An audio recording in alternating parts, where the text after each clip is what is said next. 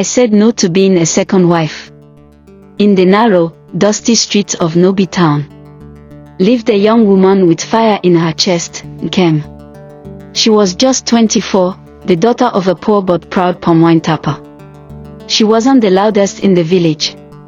She wasn't even the most beautiful. But when she walked, the ground seemed to listen. Because Nkem carried something dangerous in a town like Nobi. She carried dreams. Dreams of opening a tailoring shop. Of stitching not just fabric, but freedom into every blouse, every wrapper. But in Nobi, dreams didn't put food on the table. Marriage did. So when Chief Ogwefai, a 60-year-old cocoa merchant and respected elder, came with bride price, her mother nearly danced out of her wrapper. To be the second wife of Chief Ogwefai. Do you know how many girls are praying for this? Her uncle shouted, waving the kola nut in the air like a trophy. But Nkem stood still. Her throat burned. This man had 7 children, a bitter first wife, and eyes that lingered too long. That night, her mother knelt by her bed. "This is your only chance to save this family," she whispered. Nkem didn't sleep. She imagined herself in that mansion, dressed in gold, but silent. Invisible. Just another shadow among the many. The next morning, before the bride price could be counted, Nkem walked into the family compound and said the words that changed everything. "I am not for sale." Her uncle threw his walking stick. Her mother collapsed to the ground. The chief walked away quietly, humiliated. And by sunset, Nkem's name had become a curse. Across 3 villages, they whispered, "She's arrogant. She's cursed. She's a disgrace." At the market, women spat when she passed. At home, silence felt like a noose tightening around her neck. "You've brought shame to this family," her father muttered, refusing to eat her food. Even her little siblings were warned not to speak to her. Nkem cried, not because she regretted it, but because she didn't know what to do next. Then one day, she remembered something. Her late grandmother's old sewing machine, covered in dust behind the storehouse. She patched it up, borrowed 2,000 Nigerian nairas from a neighbor, and began mending school uniforms, in secret. Her fingers blistered. But by the end of the month, she had saved 18,000 Nigerian nairas. She rented a tiny kiosk by the roadside. Hung a hand-painted sign. Nkem's needle, fashioned with fire. At first, only curious eyes. Then 1 customer. Then 2. Then she couldn't keep up with the others. Her designs began to trend on WhatsApp. People started calling her signature blouse pattern the rejection cut. A local fashion blogger featured her story, and overnight, her following exploded. Meanwhile, the chief had married a 19-year-old girl. And just 3 months later, that girl looked 10 years older. She cried every day. One hot afternoon, Nkem's mother appeared at her shop. Eyes soft. Voice shaking. "I was wrong, my daughter." Nkem hugged her, not because everything was healed, but because she had forgiven herself too. That December, she gave her father a brand new pair of sandals. "For all the miles we didn't walk together," she said. And when a journalist asked, "Do you ever regret saying no to Chief Ogwefai?" Nkem smiled, and answered, "I said no to being a second wife, and yes to becoming my own first." 2 years later, Nkem now owned one of the busiest tailoring shops in Enugu. They called it Freedom Threads, and every stitch still told a story. Girls from all backgrounds came to learn under her. Laughter echoed through the shop. And the fabric danced in the breeze like hope made visible. People still gossiped. But they gossiped while standing in line to buy her clothes. Then, on one rainy evening, a black SUV stopped in front of her shop. Out stepped a man, older, slower, but still familiar. Chief Ogwefai. He came with flowers in one hand, and an envelope stuffed with money in the other. His eyes, once full of pride, now carried something else, regret. "You were right," he said. "My second wife left.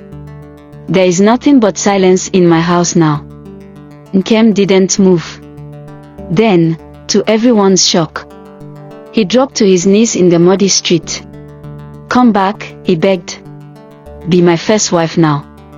The road froze. Phones came out.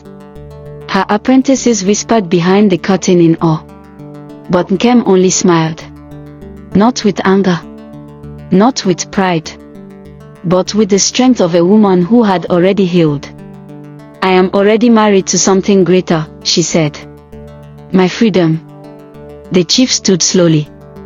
The shame on his face louder than any insult. He entered his SUV and drove off. But the story didn't end there. By nightfall, it was everywhere. Taylor rejects billionaire. Again. That same week, her shop was flooded with new customers. She was invited to speak on radio. Then TV. Then international women's conferences. Her inbox flooded with messages. "You gave me strength. Thank you for saying no." Even her mother, once so angry, now called her wife of destiny. She expanded her store, bought land, started a fashion school. She wasn't just building a business. She was building a movement. And one Sunday morning, she returned to her old church. In heels. The same pastor who once prayed for her to settle down rushed to take a photo. She smiled, posed, and turned to the young girls watching. Then she said to them, "Don't let shame trap you in a life that isn't yours."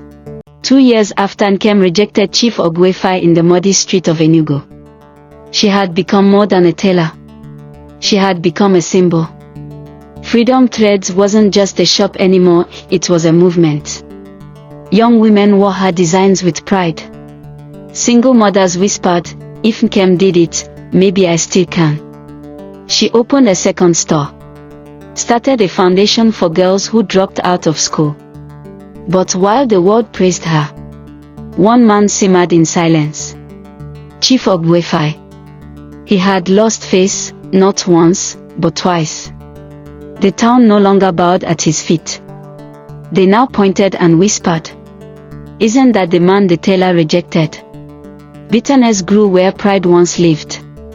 So he did what wounded men with power often do, he planned revenge. It started with whispers. "She's rude. She sleeps around. She charms men to get ahead." Then came the radio sermons. A popular pastor preached, "Beware of women who destroy God's order in the home." No names were mentioned. But everyone knew who he meant. Then one morning, officials stormed her shop. Complaints, business irregularities. They locked her gates. That same week, her landlord served her a quick notice. Then 2 of her tailors quit out of fear. Still, Nkem kept sewing. Under a tree. With a borrowed generator. Because she built her empire out of resilience, not out of comfort. But the real blow came quietly. In the form of a blog post. Fake photos of her and a married senator in a luxurious hotel room. The blog claims she slept her way into success. And she is also a homewrecker. Her billboard was defaced. Her Instagram flooded with insults. Her little sister was mocked in school. And then, the police came saying she was reported for cyber libel. She was handcuffed. Right in front of her apprentices. At the station, she saw him. Chief Ogwefai smiling and smirking at her. "I warned you," he whispered. "You should have said yes to me when I proposed marriage." But Nkem didn't flinch. She got bailed out by her lawyer. And 2 days later, she called a press conference. Cameras flashed as Nkem stepped to the podium and said, "I said no to a man, and he's tried to shut me out." She paused. "I rose without his help. I rose without his name. I rose because I refused to shrink." The crowd was silent. Then, thunderous applause. The clip went viral. #IamKem flooded social media. Women marched to her shop. Others held signs that read, "Our no is sacred." Even the senator's wife released a video saying she has nothing to do with what's going on. The blog was sued, and they lost. The court awarded Nkem 10 million Nigerian nairas as compensation for defamation and false information. She used the money to open a fashion institute in Awka. And guess what she named it? The Rejection House. Soon, she was invited to speak at the Women of Africa Summit in Abuja. Even the First Lady shook her hand. And when she returned to Nobi, the very village that once spat on her name, little girls ran toward her in the market shouting, "Nkem! Nkem, our hero." An elder who once condemned her stood in front of the crowd and said, "We are glad you're back to see us." That evening, as she stood outside her childhood home, wearing ankara and confidence, she looked up at the stars and whispered to herself, "My refusal made me an enemy, but also a legend." Like and subscribe for more interesting stories.